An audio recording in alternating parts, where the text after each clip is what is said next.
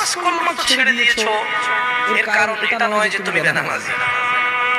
তোমার নামাজ কলমা ছাড়ার কারণ ভিন্ন। তুমি মনে করো আর কি তোমার মন চায় না, তুমি পারো না, তাই তুমি নামাজ পড়ো না। আসলে তোমার তাওহীদের সমস্যা। কোথায় সমস্যা? মানে আল্লাহ কে? আল্লাহ তিনি যে তোমার হিসাব নিতে সক্ষম এবং তিনি যে তোমার হিসেব নিবে, তুমি এটা পরিপূর্ণভাবে বিশ্বাস করো, তাহলে তো তুমি নামাজ পড়তে। তুমি মনে করো কি তুমি নামাজ পড়ছো না, তুমি গাফেল। এই জন্য তোমাকে বলেছি আল্লাহকে ভয় করতে হবে। ফর এক্সাম্পল, আল্লাহ নামাজ ফরজ করেছে। কে নামাজ ফরজ করেছে? আল্লাহ। মুয়াজ্জিন আযান দেয়, তুমি নামাজ পড়ো না। তুমি মনে করো তোমার দান সাদাকা তোমাকে উদ্ধার করবে। তোমাকে ভুল শিখিয়েছে।